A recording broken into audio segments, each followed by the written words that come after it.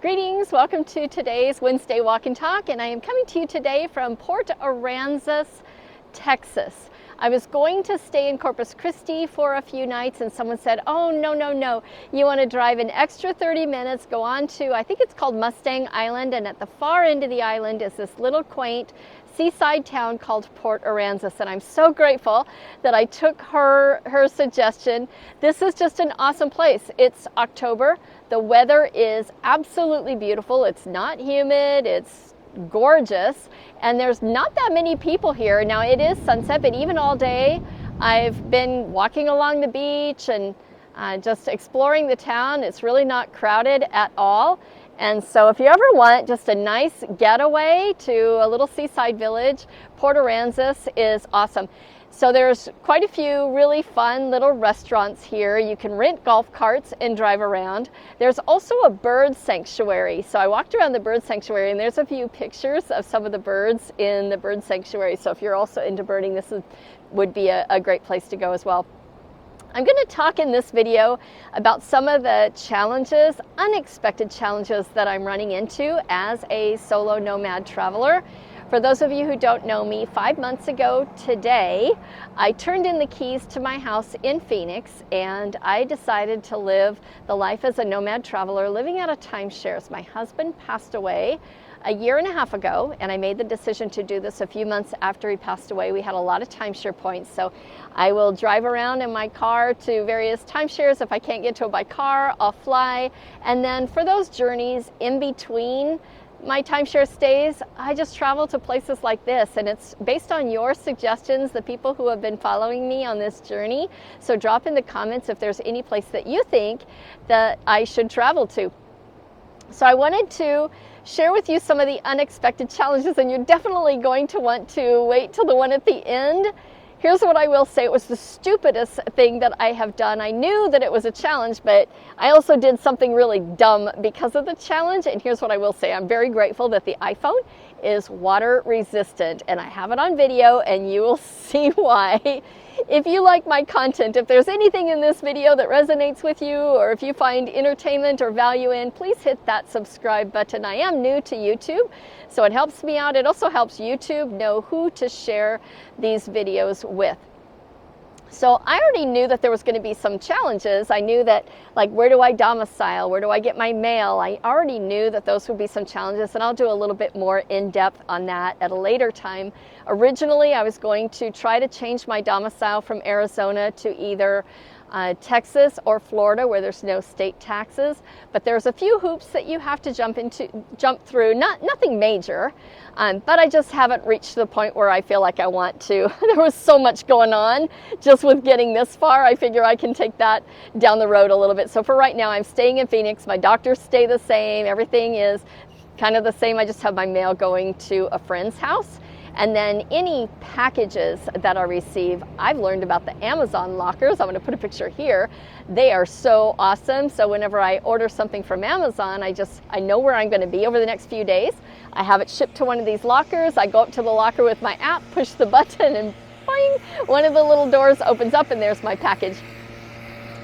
So with that, there is an unexpected challenge that I'm running into. Sorry about this noise. There's some sort of a work truck going by. One of the unexpected challenges that I am running into is I didn't realize the challenge of trying to buy a single ticket if I want to go do something. So here is a situation that I ran into, and I actually filmed it, and there's 2 videos. So not only will you see the frustration in real time, but you'll also see the follow-up to it. So you definitely want to stay for the follow-up as well. And then some commentary beyond that. So I'm going to cut to that video right now. Sometimes different reservations are based on double occupancy. If you go to an all-inclusive resort, it's based on double occupancy. If you want to go on a cruise, it's based on double occupancy. And I'm very aware of that. And so that's why I probably won't be cruising anytime soon. I'm a little picky about who I'm going to be sharing a little postage stamp cabin with for the period of a week or two. But this is something that I'm running into, and I just ran into it here, and I ran into it in Monument Valley as well. And that is sometimes tour groups will only sell 2 tickets at a time, like their website will only let you book if you're booking 2 tickets, or the tour won't proceed unless there's more than one person. So today I was having lunch with someone in a little town called Boerne, Texas, and it's not spelled B-E-R-N-I-E, it's spelled like B-O-R-N-E, something like that. It's pronounced like it would be, or it's spelled like it would say Boerne, but it's Boerne, I think. But anyways, I was having lunch with a friend, and on the drive over there, I saw a billboard about this Cascade Caverns. And you know I love caves, right? So after lunch, it was only about 17 minutes to this cave. So I drove over here. Not easy to find. The GPS wants to take you through a little neighborhood, and the road coming out of that neighborhood is closed. So I actually had to just kind of like look at my map to figure out how I could get over here. But I finally found the place. And I went in to book a ticket, and it was 3 o'clock in the afternoon. The last tour of the day goes out at 4 o'clock, but they won't sell me one ticket. If somebody else doesn't show up to do this ticket or to do this tour, I won't be able to go. And so they wouldn't sell me the ticket yet until somebody else shows up. So I had a choice. Do I wait 50 minutes in hopes that someone else shows up for this tour, or do I just go back home and do what I was going to do anyways today? But I'm already here, and so I figured, you know what, I'll just go ahead and wait. And he said that every tour so far today has had enough people to go on the tour. And I even said, can I buy 2 tickets? Like, can I just pay for 2 to warrant the tour guide going and taking people down? He's like, it's not an issue of money, it's a safety reason. We have to have at least 2 people to take into the cave. So I get that. So, but that is something, I ran into it at Monument Valley on the various websites for tour groups. I was not able to book on the website. I actually had to show up at the park and ask around to a couple of different tour groups and tour agencies to find one that would accommodate me as a single ticket purchaser. Peak Jeep Tours in Sedona also. They let me go ahead and book, but they put me on a tour that had other people. So sometimes as a single nomad traveler, it's a little bit of a challenge when I want to do something and the tour company requires the purchase of 2 tickets. So right now I am here at Cascade Caverns, and I'm just hanging out waiting to see if somebody else is going to show up for this tour. And if not, then I won't be able to go through the cave. I'm going to be really bummed if I don't get to go through this one, but I get the rules. And so it is one of the challenges that I do run into as a nomad traveler. I have an update. So yesterday I waited about 50 minutes. Whew, it's a little breezy today. I waited about 50 minutes for the opportunity to tour the cave, for somebody else to show up so that I could go on the tour. And no one did. They even held the tour open for like an extra 5 minutes, hoping that somebody would show up so that I could do the tour. And I was really bummed because my plan was today I was going to be heading out of town. But the individuals at the Cascade Caverns here, they gave me a card, and it's signed, I guess, by the manager or something, and it has no expiration date, and it just says, the next time you're passing through, the cave tour's on us. And I thought that was just a super cool gesture. They felt so bad that they couldn't take me through the cave for safety reasons, and no one else showed up. So they did give me this card. So here's the thing. When we're flexible, when we keep our minds open to different opportunities, I actually extended my stay here in the area by 1 day. And I let my friend know that I wasn't going to be able to tour there, or that I wasn't able to tour the cave. She's actually pulling in the parking lot right now. That I let her know that I wasn't able to go on the tour because I didn't have somebody else with me. She couldn't join me yesterday, but she could today. So now I have my little card. I extended my stay here for an extra day. My friend has shown up. I get to tour the cave. So I will be putting some pictures of the cave up here, and I'm super excited. So sometimes when things don't seem like they're going to work out, sometimes you just have to be persistent. Sometimes it takes like rearranging things or having something be a little inconvenient, but it all works out in the end when you're patient. So I'm super excited that I am about ready to go tour this cave. So there you have it. It's happened to me 3 times: Monument Valley, Sedona, and then the Cascade Caverns. And I'm so grateful that I rearranged my schedule so that I did do the tour. And since I filmed that second video prior to doing the tour, let me share with you some cool stuff about this cave. So first of all, this cave has the 3rd smallest bat population, these itty tiny little bats. And so there is a picture of one of the little teeny tiny bats hanging up on the wall. By the way, bats are good. They eat insects. And so that was one of the cool things of the cave. They had all the normal formations like the stalactites, stalagmites, the columns when they come together, the little straw formations. They also had inside of this cave circles on the ceiling, and I had no idea like what would form these circles on the ceiling. Well, this cave is located in Boerne, Texas, which is in the hill country about an hour north of San Antonio, and all of the water when it rains goes into this cave, and it comes in from a few different directions, so the cave tends to flood. And when that happens, the water swirls in the cave, and the swirling water on the roof of the cave is what makes these cave circles. So I thought that was pretty cool and something that I'd never seen before. And then here is something really cool, and I think I want to do this at a future date. Tell me in the comments if you would do this. So the tour that I took was 1 hour out and back, and at the end of the tour, like at the far end of the cave, there is this pipe in the floor. So you can see the picture right there. There is a pipe, and there is a ladder leading down to the pipe.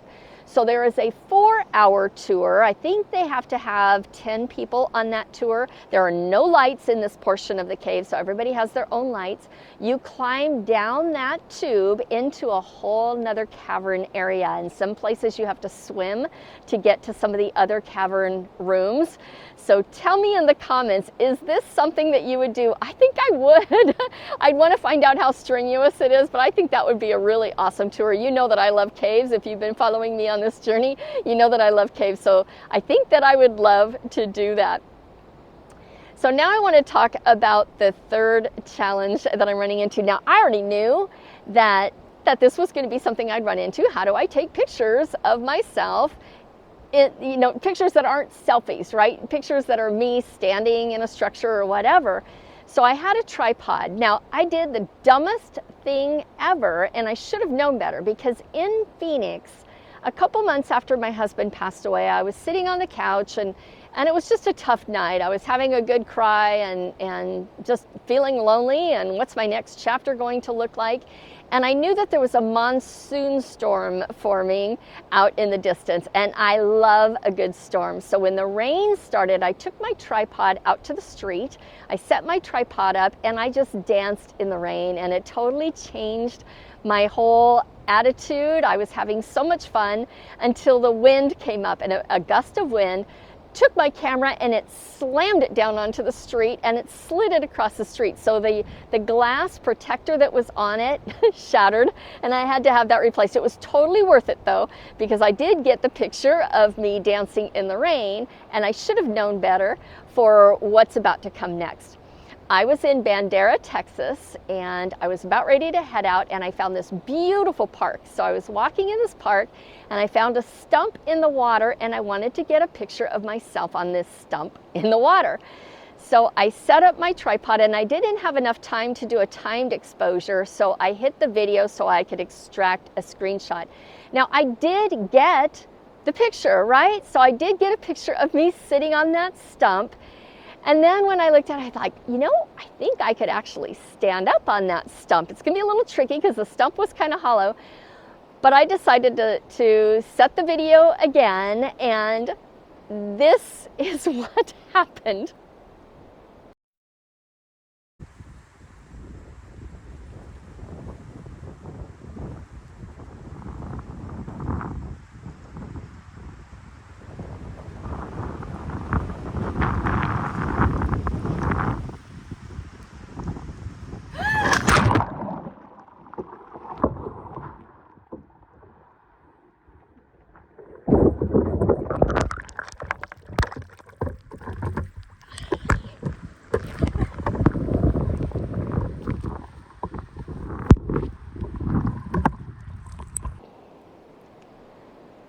Oh my gosh, I think that was the dumbest thing I ever did. And here's what I can say. I am very grateful that iPhones are water resistant. There was no damage to my phone whatsoever. Thank goodness the river wasn't any deeper than it was. The only thing I couldn't do is I couldn't charge my phone for about an hour and a half. But I was holding the charger section of my phone up to the heater vents, trying to get it dried out so that I could get it plugged in again so I could get navigation, because I was en route in my car. So I was very, very fortunate, and I am not going to make that mistake again, and I may even buy a heavier tripod or something that I could weight the tripod. So I don't know, for you camera techies, how do I keep my tripod from blowing over in a gust of wind? I should have known better. So one of the challenges is sometimes getting pictures, and I need to know not to be so dumb next time, and to be very grateful for how fortunate I was that I didn't lose my camera and I didn't damage my camera. Once again, if you like my content, please hit that subscribe button, and I truly appreciate you following along with me on my journeys. And here's the one thought I will leave you with. Life isn't always easy. When my husband passed away, it was a really tough time trying to figure everything out. It was unexpected. I had to go through all the finances. I was alone. It was a challenge. And life doesn't always go the way we planned. And when we run into those hurdles, we get to choose how we react to everything. The pain can be inevitable. The suffering is optional. And so I made a decision that I was going to write my next chapter, and I was going to have a chapter in my life that I would truly, absolutely love, even without John being there with me. He is with me in spirit, but even without John being physically with me. And so whatever it is that you want in life, whatever dreams you want, if you're running into roadblocks, you're running into hurdles, just know that you have choices and you have the ability to create the life that you want. Is it easy? No, it's not easy. It was not easy getting rid of everything that I own. It was not easy emotionally getting through everything I needed to do to hit the road. Was it worth it? It was absolutely worth it. So sometimes the life that you want is on the other side of your comfort zone. You just have to make a decision. You have to figure out the action plan to get there. You need to be consistent in your actions. Say to yourself, I can, I will, watch me, and make it happen. You've got this.